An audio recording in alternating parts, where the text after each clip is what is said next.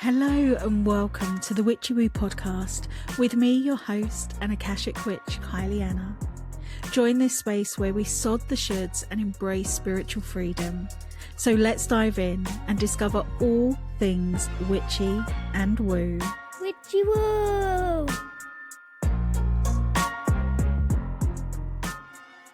Hello and welcome back to another episode of the Witchy Woo Podcast. And today we are having one of our true crime style witch trial stories. And this witch trial story is all about Bridget Bishop.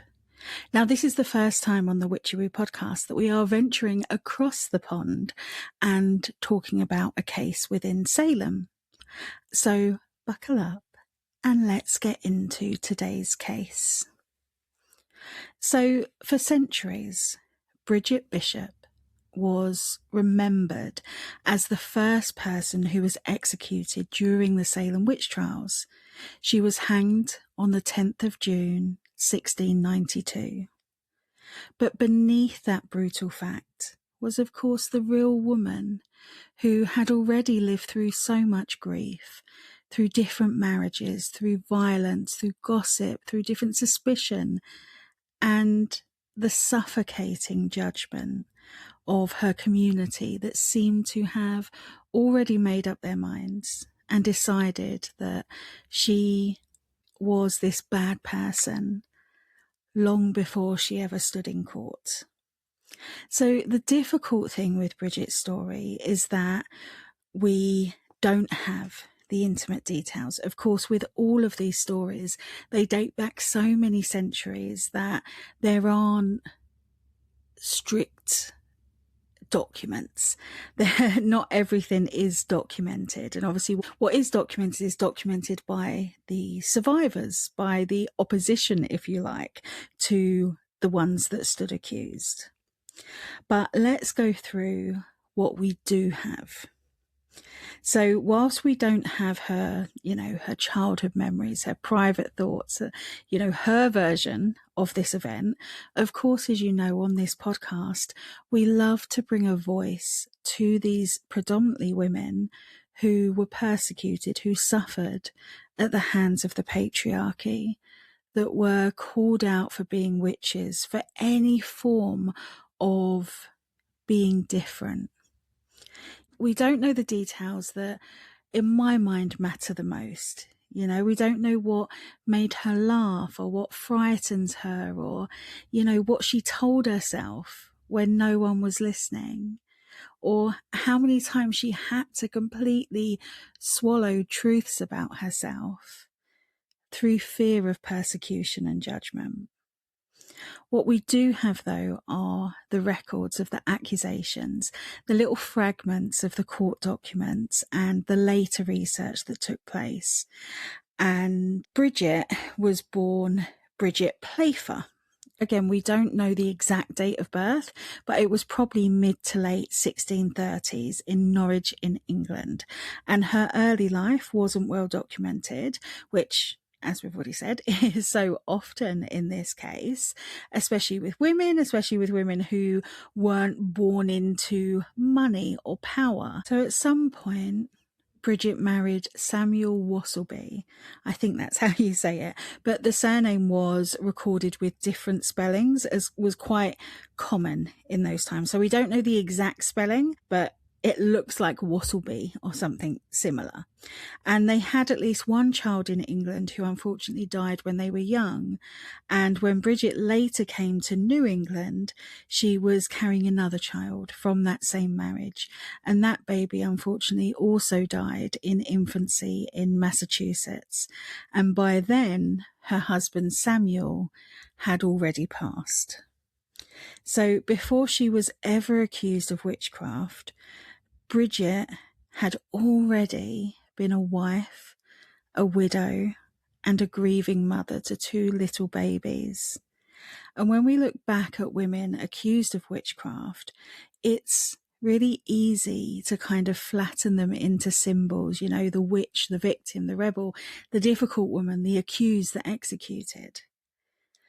Which is why I think it's so important to to share as much about their life as we possibly can, because none of us, of course, as we all know, none of us are one thing.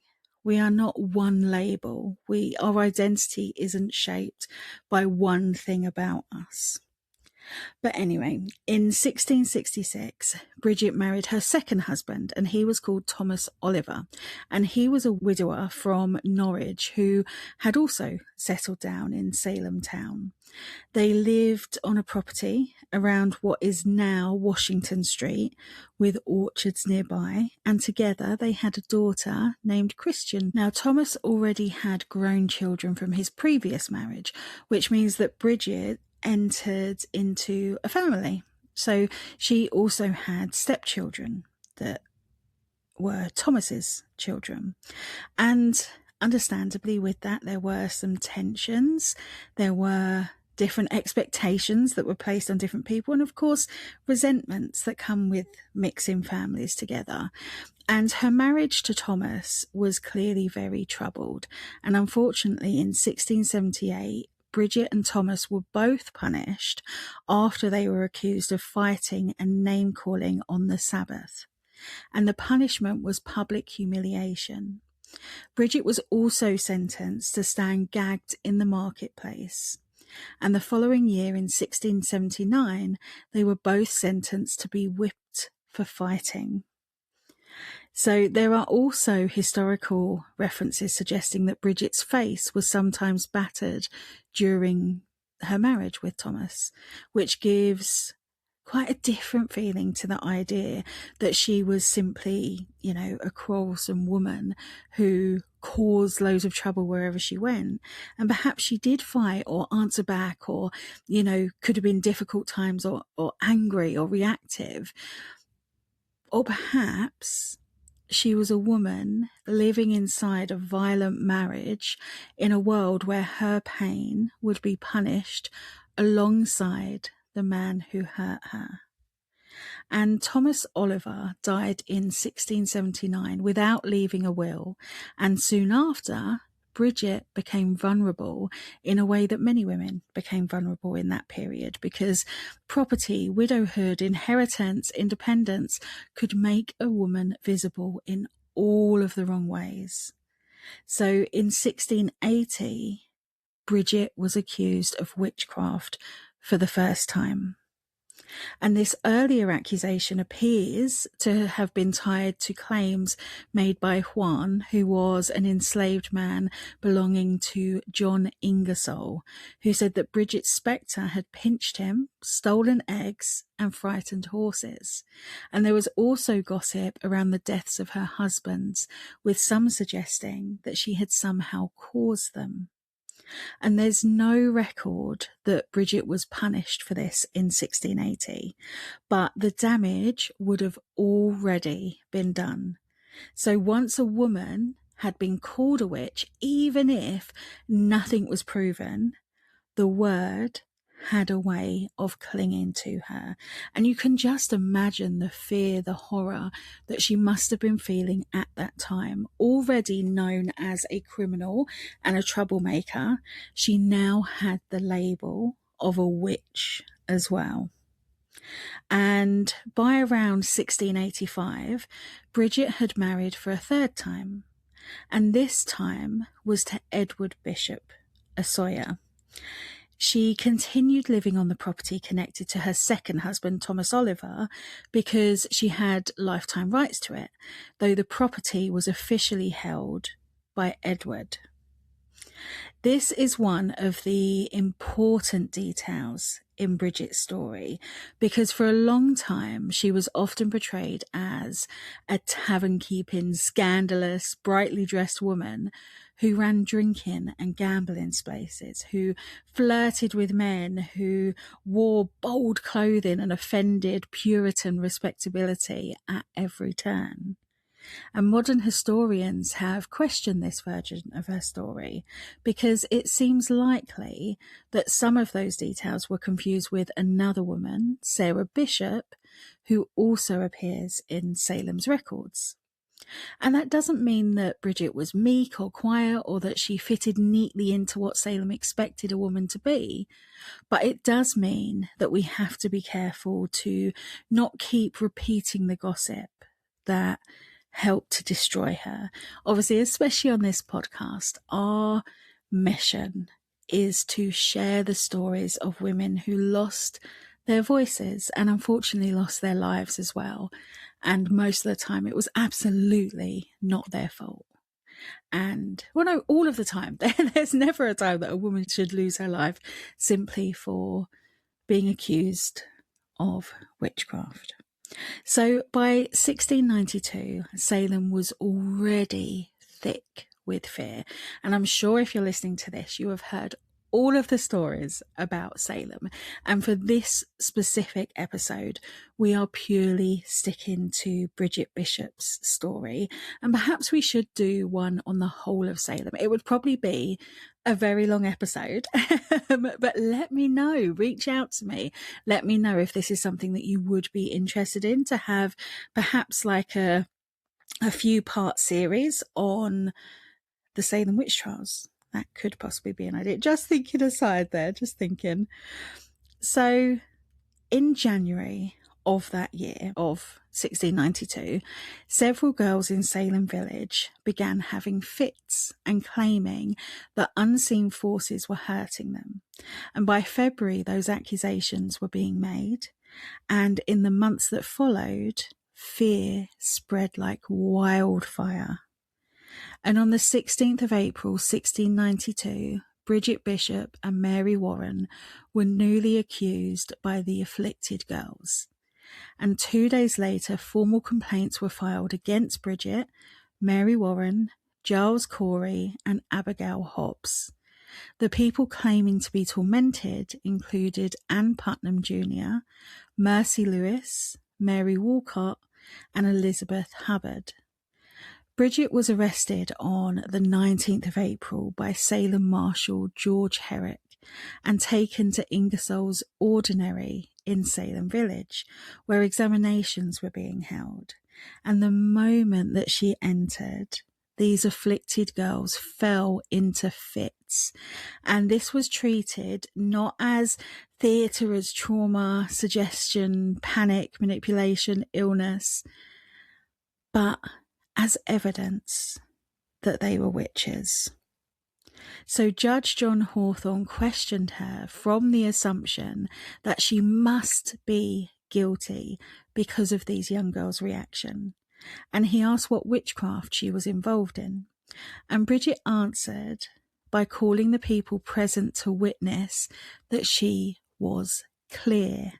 She denied even knowing the afflicted girls. She denied ever hurting them. She denied having anything to do with the devil when she was accused of this witchcraft and of hurting her husband, of bewitching him to death. And she said she knew nothing of it. At one point, she said, "I am innocent to a witch. I know not what a witch is." And Hawthorne twisted this against her, asking how she could know what was not a witch if she didn't know what a witch was. And it's one of those exchanges that makes your stomach turn, because you can feel that trap closing in around her. And there was no right answer. You know, if she denied it, they treated the denial as deception. If she became angry, they treated the anger as guilt. If she moved her head, her eyes, or any part of her body, the afflicted reacted. Those girls reacted to it. And the movement itself became evidence of witchcraft in court. If she stood firm, she was threatening. If she collapsed, perhaps they would have called it confession. But Bridget kept denying it.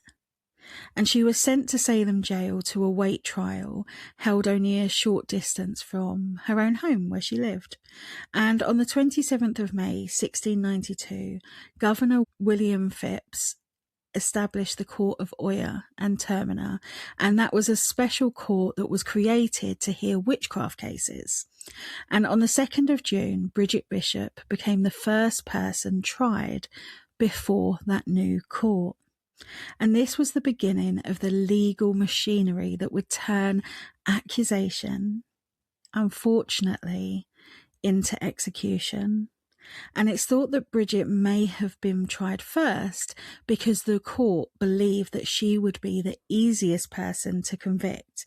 You know, she had been accused before, she had a reputation, she had old gossip that was attached to her name. She wasn't the sweet, the soft, the socially protected woman who everyone would rush to defend. She was vulnerable because it was already decided that she was suspicious. And the charges against her claimed that she had used witchcraft and sorcery to hurt, torture, afflict, waste, consume, and torment the afflicted girls, including Mercy Lewis, Abigail Williams, Elizabeth Hubbard, and Ann Putnam.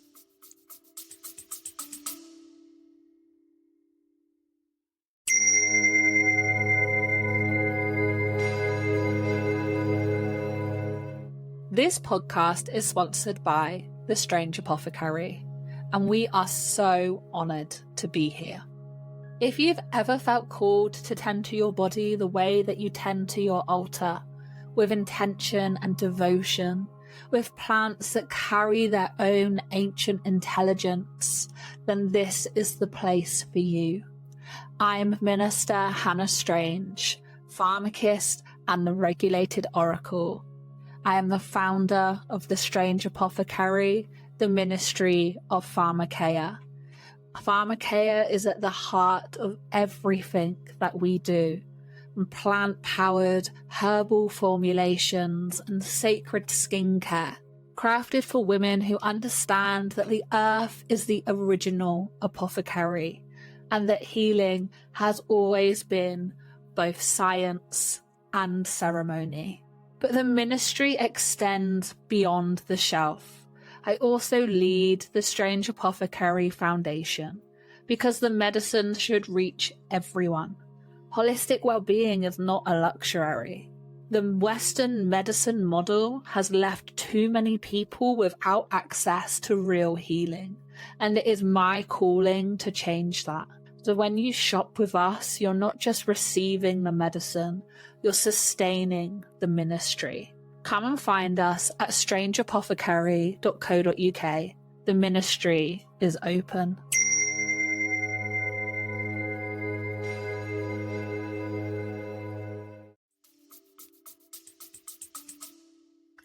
And the evidence against her was a mixture of spectral claims, old grudges, neighbourhood stories, and physical superstition. And people claimed that her apparition had appeared to them. They claimed that she had tormented them through the night. And John and William Bly testified that around 7 years earlier, while helping take down a cellar wall in a house that Bridget had previously lived in, they had found poppets made from rag and hog bristles stuck with headless pins.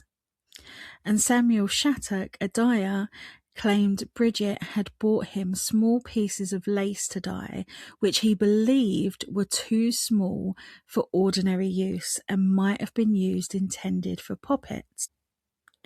And if any of you are wondering what poppets are, from my understanding, they are like voodoo dolls. So dolls that can be used to curse people. So others claimed that she had harmed children, that she had bewitched animals, afflicted people from a distance, and caused strange events simply by looking at things. A physical examination was also carried out on Bridget and several of the other accused women in Salem, and that took place on the 2nd of June.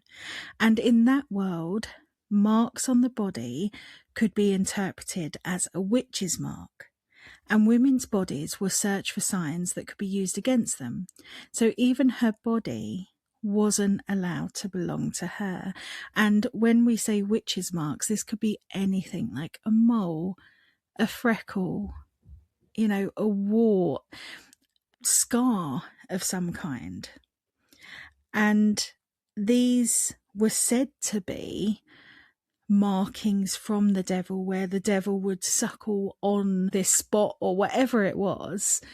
And that's how the witches, in their mind, I'm using my air quotes again, the witches would pay the devil with their blood.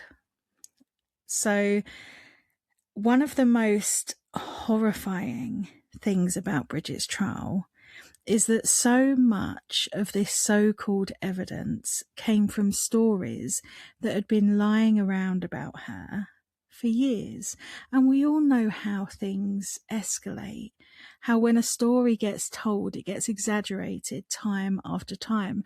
And eventually the story becomes something completely different to what it was when it first started out.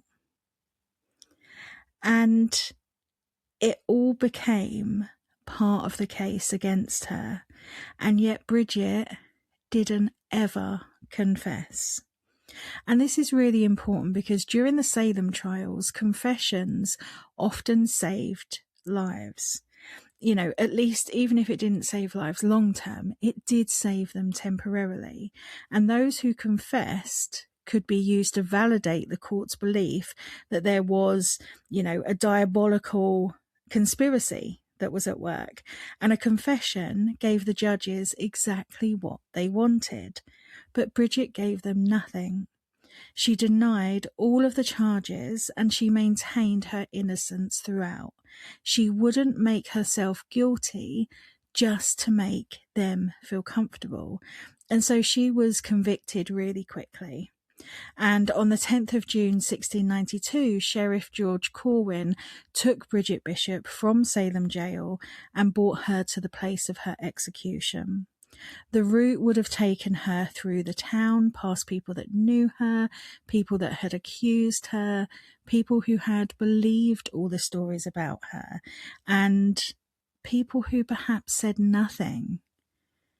There may have been people that were watching with fear and helplessness and maybe even horror, but it was threatening to them if they were to voice anything. And she was hanged at Proctor's Ledge at Gallows Hill. And the sheriff's return on the death warrant recorded that he had taken Bridget from the jail, safely conveyed her to the place provided for execution, and caused her to be hanged by the neck until she was dead. Bridget Bishop was the first person executed during the Salem Witch Trials, but her death didn't stop the panic. And instead of her execution shocking people back into reason, back into sane thinking, it seemed to prove to the court that the process could continue. So what followed were even more accusations, more trials, more innocent people being killed. And in total, the Salem Witch Trials led to the deaths of 25 innocent men, women, and children. 19 people were hanged. One man, Giles Corey, was pressed to death with stones, and others died in prison as they awaited their trial. And Bridget's daughter Christian appears to have died in late 1693, not long after her mother's execution. But we don't know the exact circumstances surrounding her death. Of course, again, going back to the records, the record keeping wasn't as good back in those days, so we don't know how Bridget's daughter ended up dying. And for centuries, Bridget's name remained tangled in this myth and this folklore and the judgment and the spectacle of the Salem Witch Trials. And she became the first witch hanged. The colourful woman, the scandalous one, the difficult one, the easy target, depending on who was telling the story. But she was innocent, and she protested that innocence right until the very end. And in 2001, Massachusetts legislation formally exonerated Bridget Bishop, making her one of the last of the Salem victims to be cleared by name. And obviously that doesn't give her life back. That doesn't give her reputation at the time back. It doesn't undo that walk to the gallows or remove the fear that she must have felt within those final days. It didn't return her to her daughter, to her home, to her orchard, to her own body, or to the ordinary future that she should have been allowed to live. But it does matter that we say her name properly now. That it isn't said as a warning against being too loud, too bold, too difficult, all the twos. But we say it as a woman who lived, who endured, who denied, who resisted, and who died because a frightened society chose to make its fear holy. And Bridget Bishop's story is a story about what happens when gossip becomes evidence and when old wounds become public accusation, where women's bodies were searched for proof of evil and women's refusal to submit is mistaken for danger. And around her, the community decided that a woman who makes them uncomfortable must be guilty of something. So as we remember her, perhaps we can also remember the deeper lessons behind the history, that sometimes the women that they call dangerous is simply the woman who won't lie about who she is. And that is something that I feel personally proud of Bridget for, that she endured all of that and she still wouldn't confess. She still stood strong in her beliefs and she protested her innocence, even when it would have been easier to lie and to say that she was a witch and to accuse others. It may have even saved her life, but she chose her truth. And today on this podcast, we are honouring that truth. We are honouring her story. And I hope that she can be an inspiration to us all about living in our truth, speaking our truth. And I would love to hear your thoughts about this case. I'd love to know any additional information that you may have found. I'd love to know any feelings that may have arisen. And I'd also like to invite you to light a candle with me, to say Bridget's name with honour, and remember Bridget, and to send healing her way, and to all of the other women, men, children who were persecuted, who were affected by the witch trials. That has led to this huge energy, this huge karmic energy that we still feel today, that is the witch wound. So as always, please know that you can reach out to me. You can email me, kylie@witchywoo.net. You can find me on Facebook, Kylie Anna. I would love, love, love to hear from you, hear your thoughts. And until the next time, I'll speak to you soon.